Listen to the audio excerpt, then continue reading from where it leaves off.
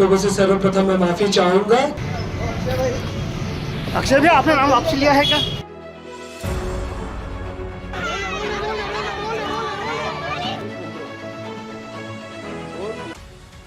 इंदौर में कांग्रेस को बड़ा झटका देते हुए लोकसभा चुनाव में पार्टी के अधिकृत प्रत्याशी अक्षय कांति बम ने अपना नामांकन क्यों वापस लिया, इसके पीछे एक बड़ी कहानी छिपी हुई है। पहले एक नजर डालते हैं पूरे घटनाक्रम पर।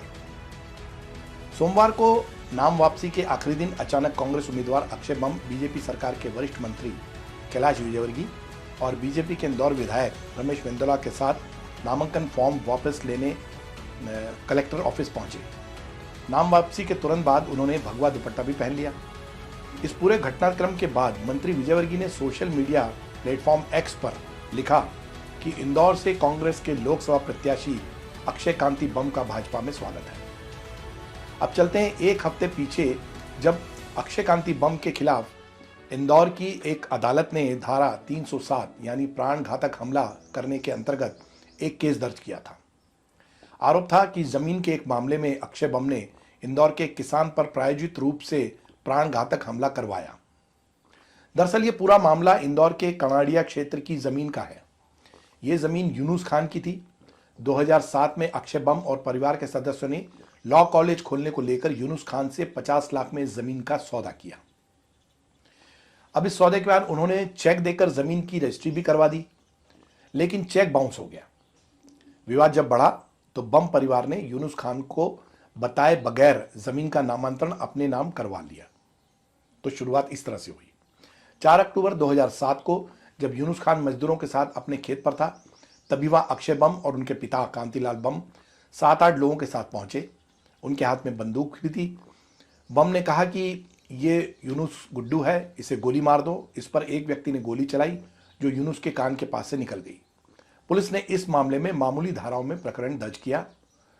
चुनाव के बीच उनके खिलाफ 17 साल पुराना यह प्रकरण फिर से चर्चा में आया। फरियादी यूनुस के वकील मुकेश देवल के मुताबिक 24 अप्रैल को इंदौर की अदालत ने जब सुनवाई हुई तो कोर्ट ने मामले में हत्या के प्रयास की धारा 307 बढ़ा दी। अदालत ने अक्षय बम को इस मामले में असली सुनवाई के लिए 10 मई को पेश होने को कहा। इसके बाद से अक्षय बम मामले को लेकर काफी चिंतित नजर आया। कुल मिलाकर अक्षय कांति बम पर 3 अलग अलग केस चल रहे हैं, लेकिन ऐसा कहा जा रहा है कि बम पर सबसे बड़ा दबाव महिला संबंधी एक मामले का था। इसमें एक पुरानी गंभीर शिकायत को हवा दी जा रही थी, जिसमें केस दर्ज करवाने की तैयारी हो गई थी। ऐसा माना जा रहा है कि बम इस दबाव को सहन नहीं कर पाए। एक तीसरा कारण यह था कि बीजेपी ने कांग्रेस उम्मीदवार के रूप में उनका नाम घोषित होते ही उन्हें लॉ कॉलेज में हो रही गड़बड़ियों पर घेरना शुरू कर दिया था। कॉलेज में फैकल्टी को लेकर अनियमितताओं की शिकायतें हैं, जिससे कॉलेज की मंजूरी रद्द होने का खतरा है। तो ये खतरे थे सब अक्षय बम के सामने। अक्षय बम के परिवार के बारे में अगर बात करें तो उनके परिवार की संपत्ति कुल मिलाकर 78 करोड़ के करीब है।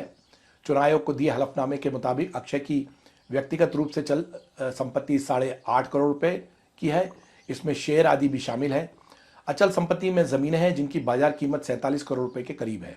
6.5 करोड़ रुपए की विरासत भी है। अक्षय के नाम पर 56 करोड़ रुपए, जबकि पत्नी व बच्चों के नाम पर लगभग 22 करोड़ रुपए की संपत्ति है। कुल संपत्ति 78 करोड़ रुपए के आसपास की है। अब बात करते हैं अक्षय के बीजेपी में शामिल होने के घटनाक्रम की। सूत्रों के मुताबिक अक्षय को बीजेपी में लेने को लेकर मंत्री कैलाश विजयवर्गीय ने पार्टी के बड़े नेताओं से पहले चर्चा की, उन्हें भरोसे में लिया। फिर एक होटल में इसकी प्लानिंग की गई। जब बात बनते दिखाई दी तो नाम वापसी का फैसला लिया गया। अक्षय ने नाम वापसी पर अनहोनी की आशंका जताई थी। यह भी कहा था कि कांग्रेसी बवाल कर देंगे। इसके बाद प्लान में भाजपा विधायक रमेश मेंदोला की एंट्री हुई। अक्षय को फॉर्म वापस लेने में मेंदोला के साथ भेजा गया। खुद कैलाश विजयवर्गीय भी बाहर गाड़ी में कलेक्टर ऑफिस के बाहर डटे रहे। नामांकन वापस लेने के तुरंत बाद सब कलेक्टर ऑफिस से अक्षय बम के घर रवाना हो गए। वहां सब लोगों ने भोजन किया। इसके तुरंत बाद अक्षय कांति बम के घर की सुरक्षा बढ़ा दी गई। शाम को अक्षय बम औपचारिक रूप से बीजेपी में शामिल हो गए। भाजपा के इस प्लान को सूरत की तरह क्लीन स्वीप करने की कोशिश माना जा रहा है। हालांकि कांग्रेस के बाद बचे हुए कुछ उम्मीदवारों की नाम वापसी को लेकर प्रयास हुए थे, लेकिन सभी ने नाम वापस नहीं लिए। अगर ऐसा हो जाता तो सूरत के बाद इंदौर दूसरा शहर होता जहां भाजपा निर्विरोध जीत जाती। कुल 23 उम्मीदवार इंदौर में मैदान में थे। इनमें से कुछ उम्मीदवारों की नाम वापसी के बाद अब कुल 14 उम्मीदवार मैदान में डटे हुए हैं। बम के फैसले से इंदौर लोकसभा सीट पर भाजपा के सामने कांग्रेस की चुनौती भी लगभग खत्म हो चुकी है। ये इंदौर में अब तक हुए लोकसभा चुनाव के इतिहास में पहली बार है जब कांग्रेस का कोई कैंडिडेट मैदान में नहीं होगा। इंदौर में 1951 से अब तक हुए लोकसभा चुनाव में हमेशा कांग्रेस लड़ती आई है, जिसमें से 7 बार कांग्रेस ने चुनाव भी जीता है, लेकिन इस बार के चुनाव में कांग्रेस पूरी तरह मैदान छोड़ चुकी है। बीजेपी के उम्मीदवार शंकर लालवानी, जो पिछले लोकसभा चुनाव में 5 लाख से ज्यादा वोटों से जीते थे, इस बार भी बड़े अंतर के साथ जीतने की आशा कर रहे हैं। इस पूरे घटनाक्रम के बाद इंदौर में आक्रोशित कांग्रेस कार्यकर्ताओं ने कलेक्टर ऑफिस पर प्रदर्शन किया और अक्षय बम का पुतला भी जलाया। पुलिस ने अक्षय बम के निवास पर जवान तैनात किए हैं। पुलिस को आशंका है कि कांग्रेस कार्यकर्ता बम के निवास पर प्रदर्शन कर सकते हैं। इस दौरान तोड़फोड़ ना हो, इसलिए अतिरिक्त पुलिस की तैनाती की गई है। मध्य प्रदेश कांग्रेस अध्यक्ष जीतू पटवारी ने बीजेपी के खिलाफ अक्षय बम को डराने, धमकाने और यातना देने का आरोप लगाया है।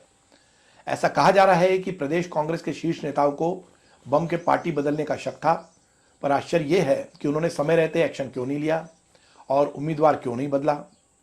कांग्रेस कार्यकर्ताओं में इस बात को लेकर भी काफी असंतोष है कि पार्टी ने ऐसे व्यक्ति को टिकट दिया जिसने विपक्षी पार्टी के साथ हाथ मिला लिया और घुटने टेक दिए। इसके साथ ही पार्टी की बदनामी हुई, वो अलग है। अक्षय बम का यह जिंदगी का पहला चुनाव था।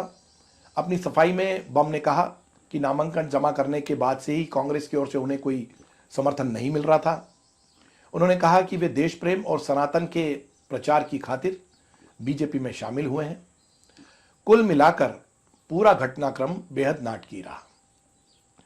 इस तरह के मुद्दे पर आपकी कोई राय हो तो हमें जरूर लिख भेजिए। साथ ही लाइक, शेयर और सब्सक्राइब का बटन दबाना ना भूलें। नमस्कार।